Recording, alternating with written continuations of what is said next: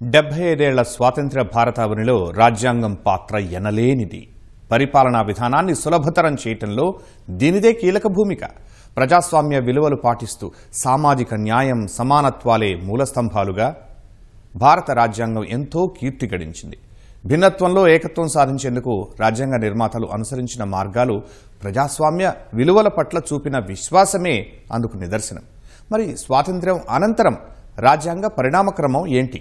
రాజ్యాంగ పరిషత్తు చేసిన కృషి, ఇతర దేశాల నుంచి స్వీకరించిన అంశాలు, సవరణలు వంటి అంశాలను ఈ కథనంలో తెలుసుకుందాం.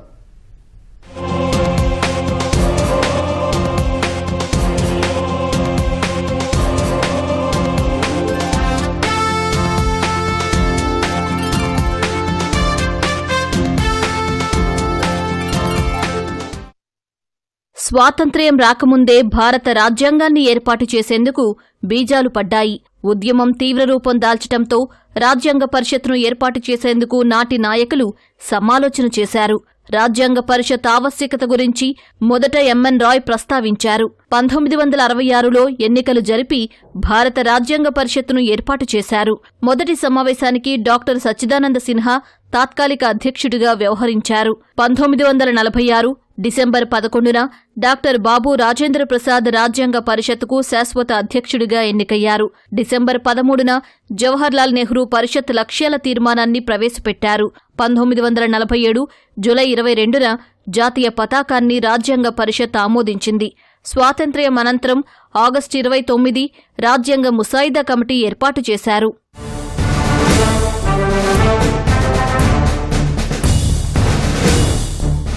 రాజ్యాంగాన్ని రూపొందించేందుకు ముసాయిదా కమిటీ ఆధ్వర్యంలో సమావేశాలు, చర్చలు పదుల సంఖ్యలో జరిగాయి. దేశ నాయకులు, కీలక నేతల నుంచి రాజ్యాంగ పరిషత్ సూచనలు, సలహాలు స్వీకరించింది. రాజ్యాంగ రచన కోసం ఇంచుమించు 165 రోజులు సమావేశాలు జరిగాయి. దాదాపు 114 రోజుల పాటు రాజ్యాంగాన్ని నిశితంగా పరిశీలించారు. రాజ్యాంగ రచనలో భాగంగా పలు కమిటీలు ఏర్పడ్డాయి. ఆయా కమిటీల్లోని సభ్యులు రాజ్యాంగంలోని కీలక అంశాలను చేర్చడంలో ప్రధాన భూమిక పోషించారు. భారత రాజ్యాంగం గొప్పతనాన్ని ప్రపంచ దేశాల ప్రముఖులు అనేక రకాలుగా అభివర్ణించారు. ఇది భారత రాజ్యాంగ నిర్మాతలకు ఎనలేని కీర్తి ప్రతిష్టలను తెచ్చిపెట్టింది. మొత్తం 289 మంది మేధావులు మేధోమథనం చేసి డాక్టర్ బిఆర్ అంబేద్కర్ గారి అధ్యక్షతన ఇంత గొప్ప రాజ్యాంగాన్ని మనకి ఇవ్వడం జరిగింది. అది కూడా 2 సంవత్సరాల 11 నెలల 18 రోజులు కష్టపడి ఇంత జైజాంటిక్ కాన్స్టిట్యూషన్ అంటారు, ఎలిఫాంటిక్ కాన్స్టిట్యూషన్ అంటారు మనది. అంత పెద్దది, అంత మహోన్నతమైనది మన రాజ్యాంగం. ఇది స్వాతంత్ర్యానికి పూర్వమే అండి డాక్టర్ బిఎన్ రాయ్ గారు రాజ్యాంగం యొక్క ప్రాధాన్యతని మన భారతీయ మేధావులకి, అప్పటి నాయకులకి వివరించడం జరిగింది. రాజ్యాంగ పరిషత్ సభ్యులు ప్రపంచంలోని అనేక రాజ్యాంగాలను లోతుగా అధ్యయనం చేసి భారత రాజ్యాంగాన్ని రూపొందించారు.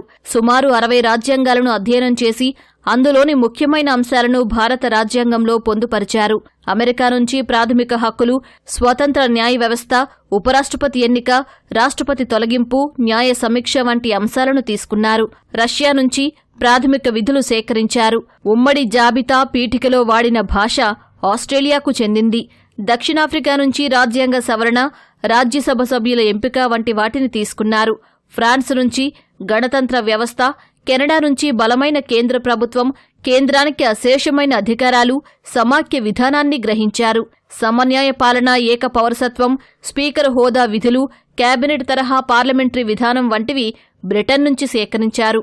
ఇవే కాకుండా జపాన్, జర్మనీ, ఐర్లాండ్ తదితర దేశాలకు చెందిన రాజ్యాంగాల్లోని అంశాలను పరిశీలించి భారత రాజ్యాంగం రూపొందించారు.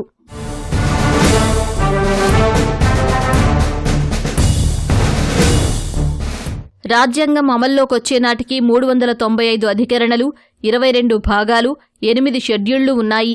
అయితే రాజ్యాంగ సవరణల కారణంగా వీటి సంఖ్య పెరుగుతూ వచ్చింది. మారుతున్న కాలానికి అనుగుణంగా రాజ్యాంగాన్ని సవరించేలా అందుకు పటిష్ట విధానాన్ని రూపొందించారు రాజ్యాంగ నిర్మాతలు. ఫలితంగా భారత రాజ్యాంగం ప్రపంచంలో అతిపెద్ద వివరణాత్మక రాజ్యాంగంగా పేరుగాంచింది. అలా భారత రాజ్యాంగంలో ఇప్పటివరకు 106 సవరణలు జరిగాయి. 1951లో మొదటిసారి రాజ్యాంగ సవరణ జరిగింది. జవహర్లాల్ నెహ్రూ ప్రభుత్వం 9వ షెడ్యూల్ను రాజ్యాంగంలో చేర్చింది. ఆ తర్వాత 1985లో 52వ రాజ్యాంగ సవరణ ద్వారా రాజీవ్ గాంధీ ప్రభుత్వం 10వ షెడ్యూల్ను చేర్చింది. 11వ షెడ్యూల్ను పివి నరసింహారావు ప్రభుత్వం 73వ రాజ్యాంగ సవరణ చట్టాన్ని పొందుపరిచింది. 12వ షెడ్యూల్ను పివి నరసింహారావు ప్రభుత్వం 74వ రాజ్యాంగ సవరణ చట్టం ద్వారా చేర్చింది. కాలక్రమేణా పరిపాలనా విధానాలు, ప్రజాస్వామ్య విలువలకు అనుగుణంగా భారత రాజ్యాంగంలో మార్పులు చోటు చేసుకుంటున్నాయి. భారత రాజ్యాంగం ప్రపంచంలో అతి పెద్దదైనటువంటి రాజ్యాంగం. అనేక సార్లు అమెండ్ అయినటువంటి కాన్స్టిట్యూషన్ కూడా భారత రాజ్యాంగం. కాన్స్టిట్యూషన్ ఆఫ్ ఇండియా ఇప్పటి వరకు 106 సార్లు దీన్ని అమెండ్ చేయడం జరిగింది. కిందటిసారి 2023లో ఆఖరిసారిగా, అంటే ఇంకా మున్ముందు రావచ్చు మరికొన్ని అమెండ్మెంట్స్. ఎందుకంటే ఇక్కడ రాజ్యాంగం అనేటువంటిది ఒక డైనమిక్ డాక్యుమెంట్. దేశకాల పరిస్థితులు మారుతున్నప్పుడంతా దాన్ని అమెండ్ చేయవలసినటువంటి అవసరం ఉంటుంది. 1,45,000 పదాలు ఫస్ట్ మనకి వచ్చినటువంటి కాన్స్టిట్యూషన్. దాన్ని వాటి కూడా జాగ్రత్త పరిచారు. ఇవాళ ఎన్ని అంటే 470 ఆర్టికల్స్, కానీ 395 నంబరే ఉంటుంది. ఏ అని బి అని యాడ్ చేశారు. యాడ్ చేస్తూ ఆ 395 నంబరు ఉంచి 470 ఆర్టికల్స్ ఉన్నాయి ఇవాళ. భారత రాజ్యాంగాన్ని 3 పద్ధతుల్లో సవరిస్తారు. సాధారణ మెజారిటీతో సవరించడం మొదటిది. దీని ద్వారా రాష్ట్రాలను ఏర్పాటు చేయడం, సరిహద్దులు, పేర్లను మార్చడం, పౌరసత్వం మొదలైన అంశాలను పార్లమెంటు సవరిస్తుంది. మెజారిటీ సభ్యులు పార్లమెంటుకు హాజరైనప్పుడు 2/3 వంతు సభ్యుల ఆమోదంతో సవరించడం రెండవది. ప్రాథమిక హక్కులు, ఆదేశిక సూత్రాలు, ప్రాథమిక విధులు మొదలైనవి రెండో పద్ధతి ద్వారా సవరిస్తారు. మూడో పద్ధతి విషయానికొస్తే లోక్సభలో మెజారిటీ సభ్యులు హాజరైన క్రమంలో 2/3 వంతు సభ్యుల ఆమోదంతో పాటు సగం రాష్ట్ర శాసనసభల ఆమోదంతో సవరించడం.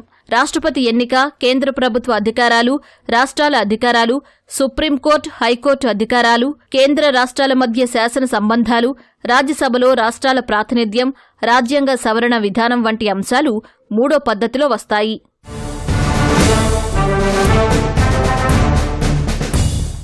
భారత రాజ్యాంగం ప్రపంచ దేశాలన్నింటిలోకెల్లా విశిష్టమైనది, ప్రతిష్టాత్మకమైనది. ఎందుకంటే ప్రజలు ఎన్నుకోవడం వల్లే నియమిత కాలంలో కేంద్ర రాష్ట్ర ప్రభుత్వాలు అధికారంలోకొస్తాయి.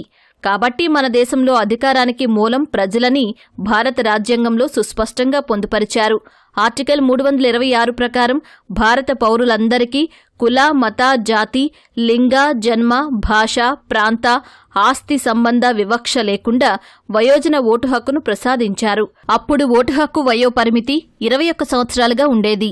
ఆ తర్వాత 61వ రాజ్యాంగ సవరణ చట్టం 1988 ద్వారా వయోజన ఓటు హక్కు కనీస వయో పరిమితిని 18 సంవత్సరాలకు తగ్గించారు.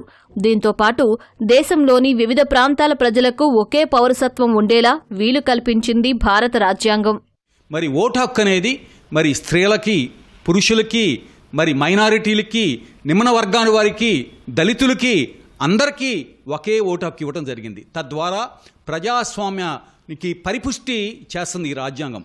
అంతేకాకుండా మన రాజ్యాంగం ప్రజలందరూ కూడా మరి ప్రజాస్వామ్యంలో క్రియాశానికంగా చోదక శక్తులాగా పనిచేయడానికి ప్రజలందరికీ కూడా మరి కొన్ని ప్రాథమిక హక్కులు ఇచ్చింది. దాంట్లో అతి ముఖ్యమైనది వాక్ స్వాతంత్రం. ప్రజలందరూ కూడా స్వేచ్ఛగా, నిర్భీతిగా తాను నమ్మిన విశ్వాసాలని మరి ప్రకటించుకోవచ్చు, దాన్ని స్వేచ్ఛగా ప్రచారం చేసుకోవచ్చు. స్వాతంత్ర్య ఉద్యమ లక్ష్యాలు, ఆశయాలు, జాతీయ నాయకుల భావనలు, అభిప్రాయాల ఆధారంగా భారత రాజ్యాంగాన్ని రూపొందించారు. సాంఘిక, ఆర్థిక, రాజకీయ సమన్వయాన్ని సాధించడం రాజ్యాంగం ముఖ్య ఉద్దేశం. రాజ్యాంగ నిర్మాతలు మన దేశానికి పార్లమెంటరీ తరహా ప్రజాస్వామ్యాన్ని అందించారు. ఇందులో రాజకీయ పార్టీలు కీలకమైన పాత్ర పోషిస్తాయి. అయితే దురదృష్టవశాత్తు పలు రాజకీయ పార్టీల నుంచే రాజ్యాంగం అనేక సవాళ్లను ఎదుర్కొంటోంది. దేశంలోని ప్రాంతీయ పార్టీలన్నీ వ్యక్తి కేంద్రీకృత రాజకీయ పార్టీలే. వీటి వల్ల సైద్ధాంతిక పునాదుల వ్యక్తులకే అధిక ప్రాధాన్యం సంతరించుకుంటోంది. తద్వారా ప్రజాస్వామ్య స్ఫూర్తికి విఘాతం కలిగిస్తున్నాయి. వీటికి తోడు దేశవ్యాప్తంగా జరుగుతున్న రాజకీయ అనిశ్చితి భారత రాజ్యాంగ స్ఫూర్తికి సవాళ్లు విసురుతుంది.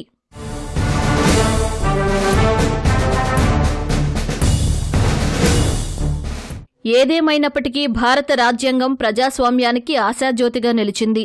అనడంలో ఎలాంటి సందేహం లేదు. ఎందుకంటే అనేక సవాళ్లు, విజయాల మధ్య భారత్ను ముందుకు నడిపించడంలో కీలకంగా వ్యవహరిస్తోంది. 75 సంవత్సరాలుగా న్యాయ అన్వేషణకు సాక్ష్యంగా నిలుస్తోంది. అయితే ఈ 75వ వార్షికోత్సవం చేసుకోవడమే కాదు, రాజ్యాంగ విలువలను నిలబెట్టడానికి కలిసి పనిచెయ్యాలి. అసమానతలని రూపుమాపాలి. అప్పుడే భారత రాజ్యాంగ స్ఫూర్తిని ప్రపంచ దేశాలకు చాటి చెప్పిన వారమవుతాం.